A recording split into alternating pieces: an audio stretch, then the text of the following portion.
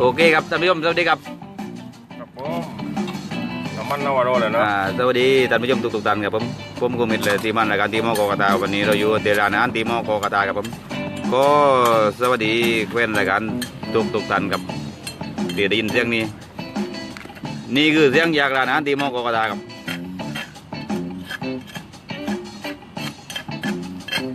คุณต้อมสวัสดีครับ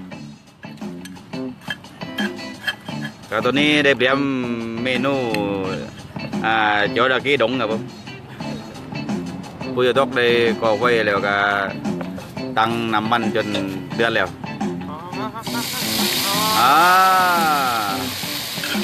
ใส่เครื่องแกงเอาเลยครับตอนนี้ครับ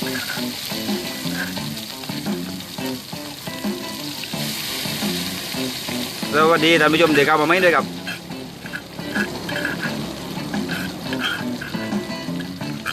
โอ้ยมันต่างตรงเลยวันนี้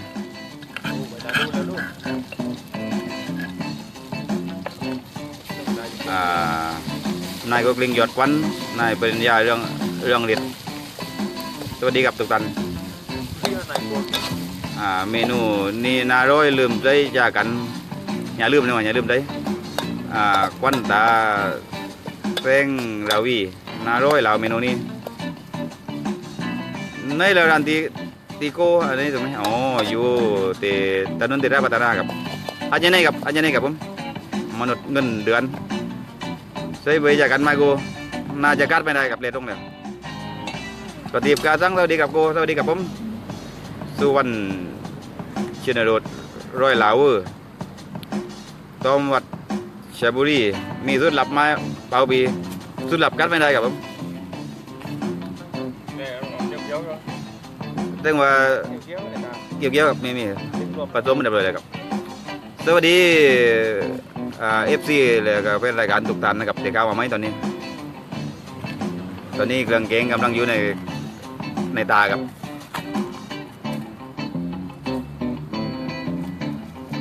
ส่งตันว่ากินเลวอารมณ์ต้องดีกับใจครับผมธีรวัตรกินกับเราเตือนนาร้อยนาโกมิดจังหวะต้มวัชบุรีตึ้งปลิกตึ้งกิ้งกับผมตรงกับของเราต้องตึ้งปลิกแล้วก็ตึ้งกิ้งผู้จะต้องปัดเลยครับเพื่อให้เครื่องแกงมันหอมเป็นตรงเลยครับตอนนี้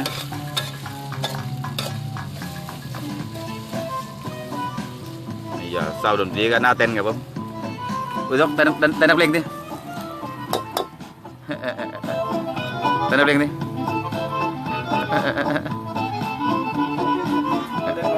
เต้นเบาอย่างนี้ปัดเดืองแกงให้ผมก่อนครับสวัสดีน้องๆนู้นๆนะครับนะที่เข้ามาติดตามชมสวัสดีทั้งผู้เบาทั้งผู้สาวขอเสียงหน่อยครับก็เสียงเป็นรายการนิดครับ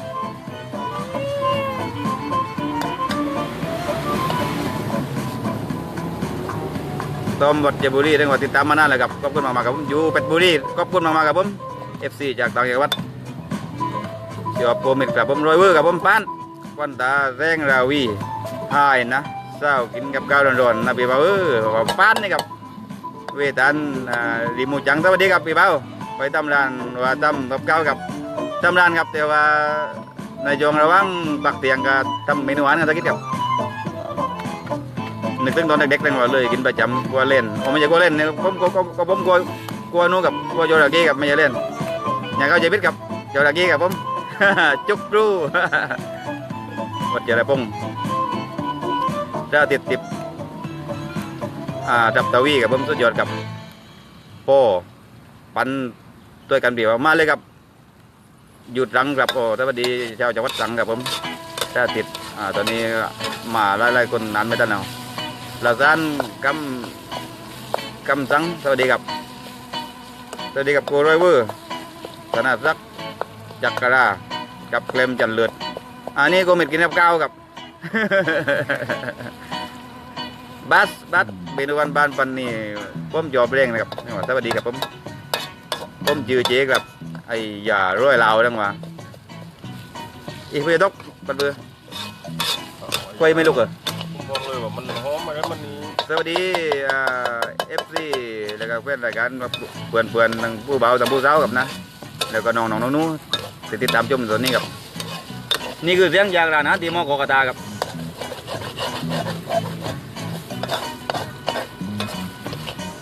เรียกว่าตาลูนี่ไก่บานป้านเครื่องไปแล้วซะ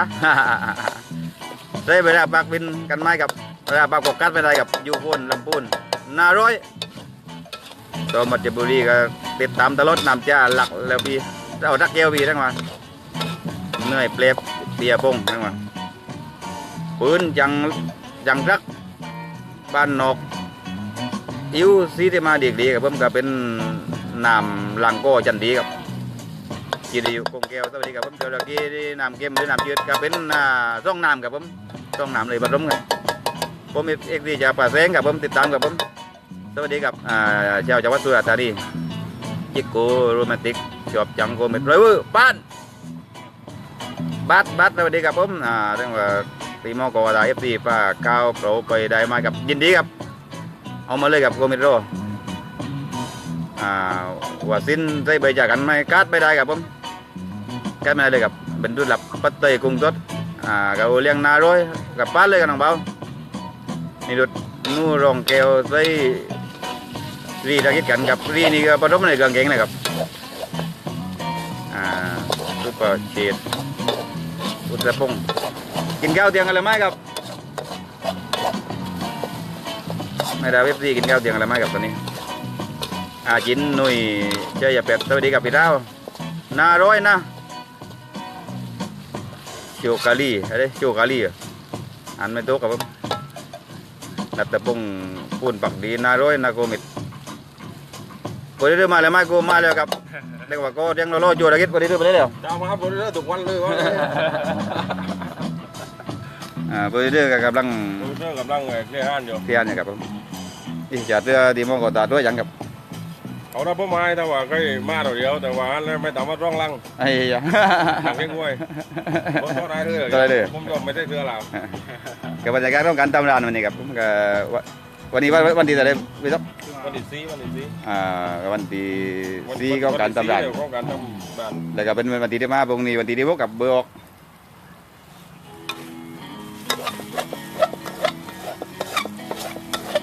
ไงเลยบรรยากาศรอบๆครับผมสวัสดีครับเบอร์เด้อเรื่องว่า FC บอกว่าก็เสียงร้อยๆครับ กำลังจะได้แบบอยู่แบบ เว็บ มาร้าน แบบร้านนั่นก็เลยอันนี้คือแบบของศูนย์ร้านเราใจก็มาศูนย์เรียนรู้วิธีวัฒนธรรมการกินอาหารตกที่ปักใต้ครับผมเบอร์จีพีท่านว่าได้ว่าท่านไม่พอดีท่านครับโอเคก็เลยเรื่องระยะมาเลยได้ว่าตัดกลับมาเดี๋ยวผู้ใจต้องครับผม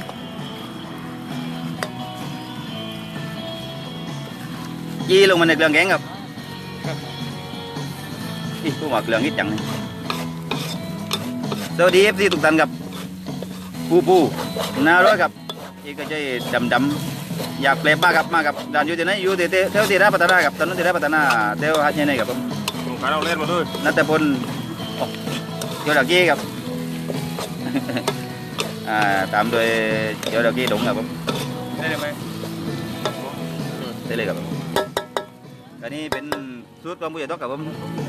แต่สูตรของโกเม็ดก็คือปั้นเนื้อก่อนแต่ว่านี่คือผู้ใหญ่ตอกเขารังสรรค์แบบนี้ครับอยากมาเองครับอยากกินสูตรแปลกๆกันบ้าง เอ้ยแรงบนหลกตัวป้านเลยกูป้านเลยครับผม โอ้กินนี่ก็เคยเนี่ย จินนี้ของเบาครับผมอันนี้จินนี้ไม่รับดีครับผมน่าเป็นของเบาก็มาคนเดียวFCภูเก็ตกับผมเปิดร้านเที่ยวไหนกับกูอยู่เที่ยวอาเจนี่กับผม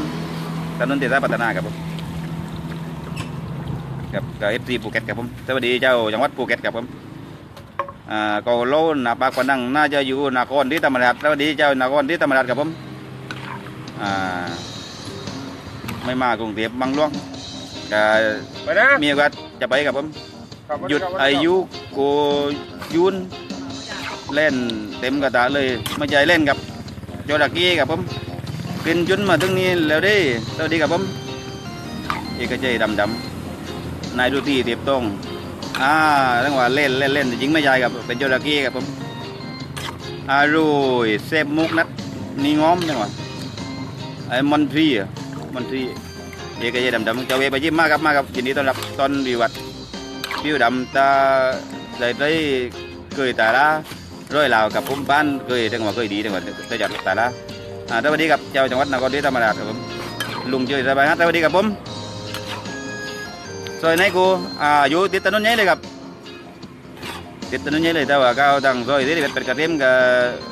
เดี่ยวใจร่องดีตึงเลยครับสวัสดีที่ทุกท่านนะครับที่ได้เดินทางเข้ามาตอนนี้ครับผมเดินทางเข้ามาชม ตอนนี้ท่านผู้ชมประมาณ2 เส้นกว่าครับเจ้าเด็กกี้ขึ้นเปล่าป้านกับใจใหญ่รสชาติมันครับน่ากินกับเหล้าเตียนไอ้ยะป้านกับเป็นหน่อยเจยสุดยอดต่างเปล่าสวัสดีครับผมนุ่นพริกกุ้งสวัสดีกับปีโกเมสสวัสดีกับผมเส้นตังไทยสุดใต้โกกงร้อยเลี้ยวลาวหนองตะโนเล่บนทางด่วน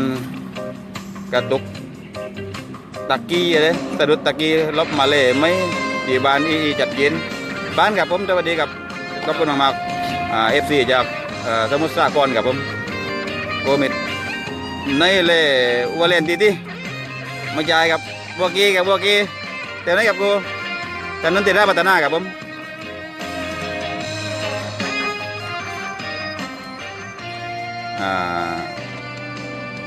ตอนนี้ยังไม่ตัดเลยไอ้ยาลังกาปลาลดร้อยลาวก้าเอาอะไรมังอีหลิวดักลังผมกำลังจะเข้าไปนาโดตัดก็ยินดีเลยครับก็เป็นน้ำเก๊กฮวยได้ครับเตียงนี้มันจะไม่ร้อนแรงเกินมากับขอบคุณมากFC เด็กว่ากับ FC ทีมอกตาก็มากันเสียตานครับผมเสียตานกาแฟก็มาชิมเมนูของผู้ใหญ่ดอกแต่ดังนั้นเด็กว่าก็เป็นเมนูลวกจิ้มเหลืองในหัวเด็กว่าครับผมก็ไม่ทันกับผมตำนาร้อยเร่งกับกูกับร้อยนัดเลยกับร้อยเวอร์เลยกับนายอธิการกับผมอธิการสวัสดีกับเซ็กซันเซ็งจันเล่นตึงกุนไม้ดังว่าผู้ใหญ่ดอก เจ้าตะกี้กับพวกเราเจ้าตะกี้แต่ไม่เจอจริงๆกี้ตึงปลาย โปรดิวเซอร์บอกว่ากี้ตึงปลายดังว่าก็มาครับตอนนี้ก็เรืออยู่ที่ตานตอนนี้ครับกำลังรอ FC เพื่อว่า FC จะแวะกันมากินของร้อยกับผมเจ๊เรียบร้อยแล้วขอบคุณทุกแรงใจกับผมตั้งยอดเลยยอดเจ๊แล้วก็คอมเมนต์กับผมนะนั่นคือกำลังใจที่ว่าสุดยอดมากๆแล้วถ้าแวะมาได้ก็ยิ่งดีกับผมได้บอกหน้าบอกตากันบ้างบางคนบางทีเราเห็นกันแต่จะบอกในเฟซบุ๊กก็ไม่ได้รู้จักหน้ากันเลยครับแต่วันนี้ในมากับใจกับซอยที่เป็นกระเทียมซอยกาวาตากิครับผมอยู่ที่ถนนติดราพัฒนาเส้นลักเลยครับเส้นลักปานุพงศ์สวัสดีครับโกเมสสวัสดีครับผมก็ลงทะเบียนเหมือนปราบน้ำเลยอะไรก็ลงทะ ก็ลงตาเหมือนปราบน้ำเลยอ๋อลำตาลงตาเบียนเลยผมจะมีกิจงานรวมพลปักเดียวการรวมพลคนดักท้องถิ่นคนกินกองร้อยกับรายการเลยกับจะจัดเตะร้านอาหารตีมอกตาปีที่กับปีที่5ก็รับไปจัดเตะน้องยับลองที่เหมือนเดิมกับปีนี้ก็คือไอ้เป็นรายการFCก็ได้มาเที่ยวเตะร้านอาหารตีมอกตากันสัก1 ปีกับในงานรวมพลคนดักท้องถิ่นคนกินกองร้อยกับปีที่4อาจารย์ในกับผมอาจารย์ในถนนติดได้พัฒนาตรงกลางโลตัสกับซอยปักดูกับโลตัสเลยครับอยู่ติดถนนใหญ่เลยครับไม่มีซอยก็เรียกว่าถนนติดได้พัฒนาน้ำลายแตกคือต้องปะตากับข้างกับกูปาน สวัสดีกับโกเมนFC ปากพนังสวัสดีจากชาวจังหวัดนครศรีธรรมราชด้วยครับผมสาวข่าวร้อยนากูสาวมุลเลยจุยาสวัสดีครับผมกอบนิติตนคือดงบ้านครับที่กล้องเส้นเรียบลุยเม็ด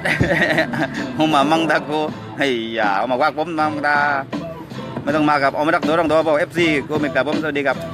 มูปิงหมายใหญ่ปานวันที่เราได้กลับมาก็รวมพลคนดักท้องถิ่นคนกินร้อยกับปีหน้ายังไม่ระบวนครับผมแต่ว่าร้านอาหารที่มอกตาน่าจะเปิดประมาณ24 ธันวาคมครับผมนำไล่เลยกับกูเด็กโรงวัดสวัสดีครับผมสาคูกัดดังสวัสดีกับดังเบาตื่นเหลือท่านนะว่าอยากขึ้นมาทำนุ่มนะสันตยาปลอดเกลสวัสดีกับโกมิดสวัสดีกับผมสวัสดีมากับตรงปัตตานีสิงห์สวัสดีกับ FC จังหวัดสุราษฎร์สวัสดีเจ้าจังหวัดสุราษฎร์ธานีครับผมสาคูกันตังนี่น้องเบาก็อยู่ที่จังหวัดตรังครับแต่ว่าไปทำงานอยู่ที่สุราษฎร์ธานีก็สมุยครับผมสมุยอายุตายากูมีคลิปไม่มังไม่กับวังนี้กำลังจะมีครับกำลังจะมีตอนนี้ตองอยู่9 เดือนแล้ว เดี๋ยวกันก็กำลังให้ไฟครับให้ไฟประมาณนี้ครับคนแรกที่ออกมาพูดมาตรง สวัสดีเจ้าจังหวัดชุมพรนะครับสระบุตรสุขสวัสดิ์ได้แรงกลับแบบนี้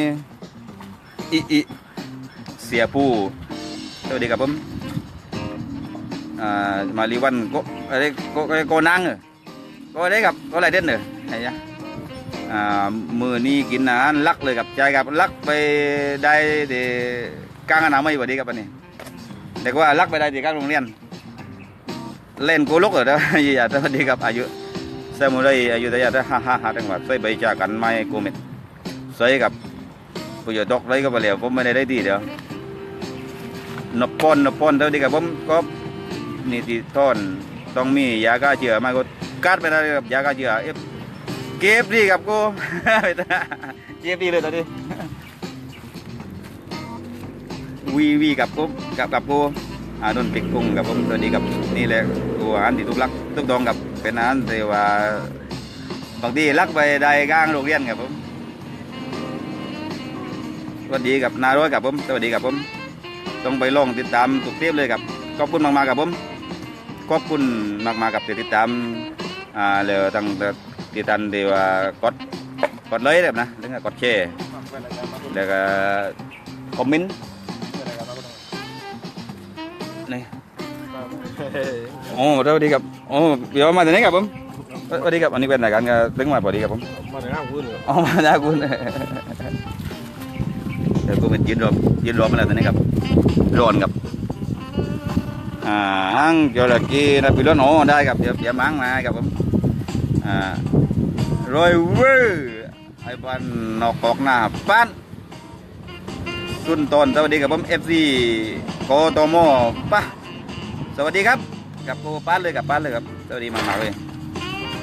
เจ้าเดียวเมืองอันยัยเห็นแล้วเหนื่อยเลยกูอยู่เที่ยวเมืองอันยัยน่าจะแหวกมาได้ครับนะอยู่ไม่เคยแต่เดินครับอย่าลืมครับน้ำแก้ง่วยกัดมาได้เลยครับเป็นเบอร์ต้องทำอะไรครับเอาบังลมเหรอ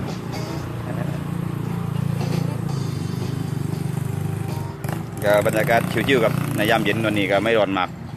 อากาศตรงกว่าทุกทีครับผมอยู่ใต้ต้นไม้สวยงามมาก เกิดรู้ไหมครับ อ่า ได้ บอกลงตกเบ่งไหวตัวกันที่ล่วง ฮ่าฮ่าฮ่าส้มรักทุระวงศ์เล่นน่ากินมากครับสวัสดีครับผมเจ้าดักกี้กับตะกิดเป็ดจำรัดเปลี่ยนเป็นกระตาไปบัวผ้าดังว่าครับตอนนี้น่าจะต้องปนันแหละครับเพราะว่ายิงไงก็เปิดเลยตอนนี้เปลี่ยน สมุไรอายุทยาเล่ปีตอนนี้ได้หลาเลยตัวเต้านุกูตำปลือกินเม็ดกับไม่พอกับวันนั้นกินกันเกลี่เอาคนเหนือไม่พอกับผมเพราะว่าอย่างนี้ปีนี้เลยได้หน่อยครับปีตอนนี้ดักไว้ได้หน่อยปีนี้ได้ไม่ถึง20 ตัวที่ปีนี้ครับแต่ย่อยกินอยู่เลยแต่ว่าเรียกว่าซื้อนี่ได้ตัวใหญ่ก็เลยได้ไปควักกันไปชมนิดหน่อยครับผมขอบคุณมากๆกับที่ติดตามชมได้เพื่อตีปลอมตัวโควิดอย่ายุ่งไหนครับเดี๋ยวป้าไปจัดได้ครับผมจัดมิทติ้งตัวใดมิทติ้งกับปีหน้าครับปีหน้าซื้อสกุลดอกประดับตัวกันที่กูมาครับผมมาครับต้นตะยาบรถเกล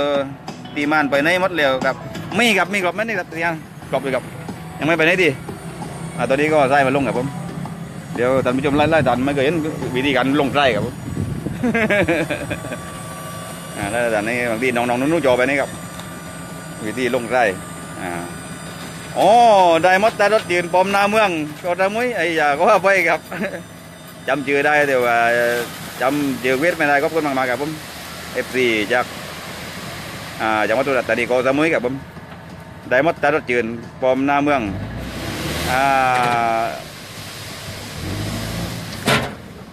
น้องใจใช่ไหมน้องใจกับผมขอบคุณมากๆอ่อนก่อนก็มิดไปก็ดูแลเต็มตีตอนเราทำตาเหนื่อยเราดิมากับพบเดี๋ยวป้าไปในตาโตแล้วครับตอนนี้ผู้ใหญ่ดกใช้วิธีการบังลมเลยครับตอมรัชบุรีกลัวมิดอย่าจิ้มตี อยากจิ้มตีมากับผม ผมต้องร้อยนัดเมนูนี้กับป้าเลยกับกินแล้วอารมณ์ดีร้องกันว่าได้หมดแต่รถยืนตุกตรงเรียกว่าบ้านกับน้องใจวันก่อนเราก็เดินทางไปก็ทำให้ก็ดูแลทีมมันแล้วก็ทีมมอก็ตายังเต็มตีกับนูไปจะดอกหนังเลยครับก็ปีร่มกันนะปีร่มก็วันนั้นก็ดูแลทีมมันกันเต็มตีเลยครับผมปีจมด้วยครับผมตักใต้ปีร่มแล้วก็น้องใจเลยครับนะแล้วก็ทีมมันทุกๆตันครับ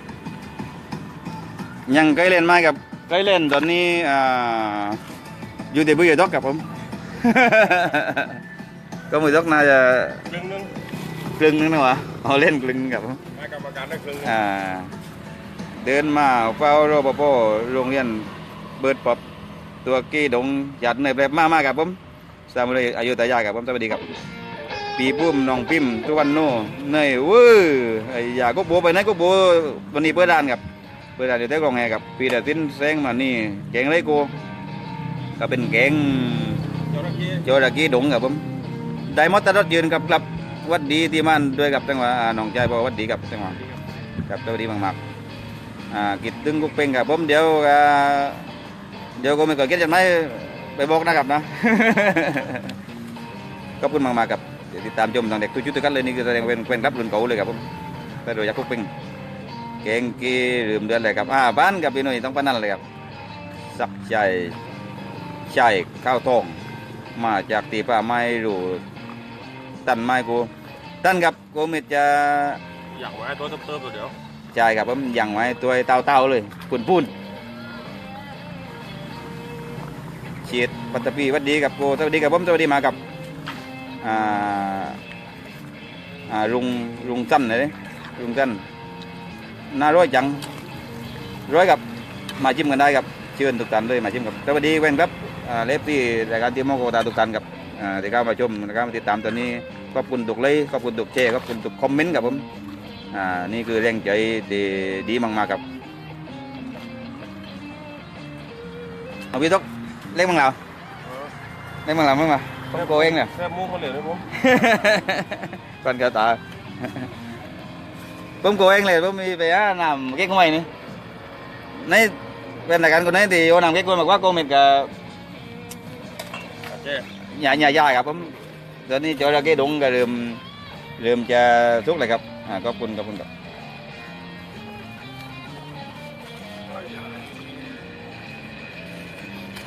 นี่กดให้มันหน้ากรองหน้าไปนี่นะกรองหน้ได้เนี่ยไอ้ปีอยากเรียนน้อยโกมิดอยากเรียนความรู้โกมิดจังว่าจับเพื่อได้เรียนได้กินเรากับตอนนี้กินน้ำเกี๊ยวด้วยครับสวัสดีครับ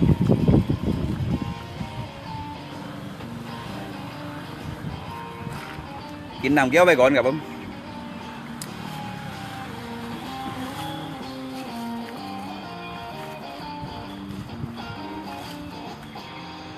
มีบทไม่อัปเดตในโปรไฟล์เราทั้งเกดินบรรยากาศในอัลบั้มไอ้ยะสวัสดีครับผมปีนี้ไปไหนครับอ๋อไปดอกบอกมั้งปีนี้อยู่นอกแอบลงครับ ผมสายตาผมไม่ค่อยดี เหลือผมได้เวนกันไปได้ดูได้ตาไม่ดี สายตาไม่ดีนะถึงได้เวร ไม่ได้เวนตาดำป้านกับกูกับผมป้านเลยครับตอน กินกันตะ ตอน กลับมาครับ กับผมกินกันตะกูสวัสดีครับผมนับปอนผมดูโกเม็ดเรียบเรียกเลยบ้านยามูมีหยาบวนนะครับมันจะกลายเป็นนิมูตันตี สวัสดีครับได้มอตรถยืนนำจันแล้วไหมทั้งว่าน้องชายตามมันนำจันแล้วไหม เดี๋ยวสักปัก ถ้าฝักไอ้ยาเจียดปัตตบีเท่านั้นกูฮัทเจนี่กับอาจจะนี่อยู่เท่าถนนเตระปัตตนากับถนนใจรักเลยครับผมกับมาตอนนี้เลยครับมาไร่นี้เลยไม่อยากอยู่โดนรัดครับผมมาอยู่ทุดนี้เลยครับทุดเดี๋ยวถ้ามาขึ้นไปหน้ารถตัดได้ซาการินสังโคมินเราเตือนรักกดเลล่วงงานบ้านอันนี้บ้านนะครับ อ๋อน้องโก บ้านจินหนุ่ยใจเป็ดบ้านนุ่มตายรอไปนุ่มตายด้วยหมากมันอยู่กี่อยู่ดีนะ จีปฏิเล่นเรา กี่จะเล่นเราเนี่ยเด้อครับบอกว่าแต่นี่ก็เอาลูกร่างบ้านในหลังเนี่ยก็มีร่างบ้านในหลังเนี่ยนี่ครับก็เป็นการนำลังหน่อยร่างกามุ่งจากโอเคครับ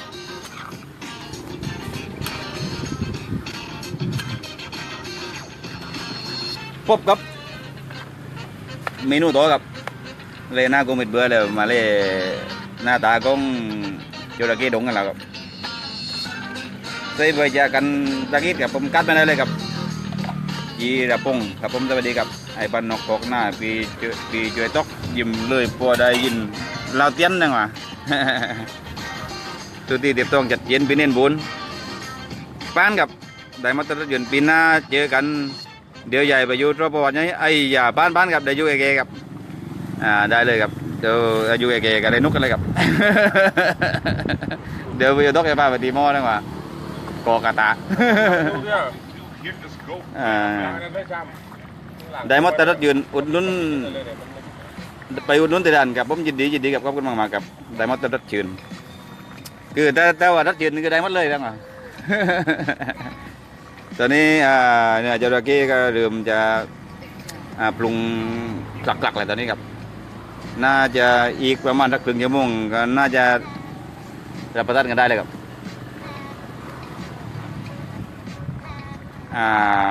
ฮ่าดังว่าได้หมดแต่ละทีนนานิกเล็กเก้ไหวสวรรค์สุดโกป้าเลยครับไอ้ยาทุกยอดครับผมได้หมดแต่ละทีนจังหวะร้อยเวอร์นี่อย่างไรกิ๊กเหนื่อยเลยครับผมป้าระดอนเหนื่อยเลยครับผมสวัสดีครับผมไอ้บ้านนกกอกหน้าเดือดกรักว่าทุกยอดเลยครับผมโกโบราณอยู่แถวไหนครับอยู่แถวฮัจเจดีครับฮัจเจดีอยู่แถวถนนเดชราพัฒนาครับผมถนนเดชราพัฒนาเป็นรายลักษณ์เลยครับไม่ได้ก้าวไปอยู่ในซอยแต่ก้าวต่างซอยที่เป็นกระเทียมนี่คือก้าวหมายครับ เพราะว่าอยู่แกถนนใหญ่เลยครับอยู่ติดกับถนนเป็ดกระเทียมเลยครับเข้ามาปุ๊บเลี้ยวซ้ายก็จะมาจากตัวเมืองครับเลี้ยวซ้ายทีเดียวอ๋อเลี้ยวซ้ายต้องที่ถึงเลยครับผมบิ๊กเนยเปรียบกับส้มจกมีสีโรยเร่งนะสวัสดีครับผมรอครึ่งชั่วโมงเพราะว่าก่อนดังๆเนี่ยมาได้ครับเดี๋ยวผมรอครับผมรอครับน่ากินกับยาดองครับผมไอ้ยาป้านเลยครับเปิดปิดวันไหนมั่งครับร้านนี้น่าจะเปิดเลยน่าจะไม่ปิดครับผม เปิดตั้งไว้เลยครับ ก็น่าจะเน้นเสาร์อาทิตย์นี่คือไม่ปิดแน่ครับเสาร์อาทิตย์ไม่ปิดแน่แต่ว่าเอฟซีอยากจะมาเที่ยวปันนี้กับตัวบอกลงหน้ากับอยากกินอะไรร้อยๆกับตัวบอกก่อนเดี๋ยวก็มันจะจัดเตรียมวัตถุดิบไว้ให้ครับผม มีผมกันอันนี้จะดี โอเคได้แล้วไหมครับเดี๋ยวก็ได้ตัวโตแล้วผมเรียบพร้อมมาแล้ว โอเคครับท่านผู้ชมขอบคุณท่านผู้ชมทุกๆท่านนะครับนะลาไปด้วยเมนูจระเข้ดงเดี๋ยวฟอกกันตอนรุกครับผมฟอกกันตอนรุกขอบคุณเก่งลับรายการทีมโมโกแต่ขอบคุณเพื่อนๆขอบคุณพี่ๆน้องๆขอบคุณ FC ต่างประเทศแล้วก็ตัวโลกครับผมขอบคุณทุกไลค์ขอบคุณทุกแชร์ขอบคุณทุกคอมเมนต์ครับผมสวัสดีครับ ขอบคุณแฟนๆที่ยัง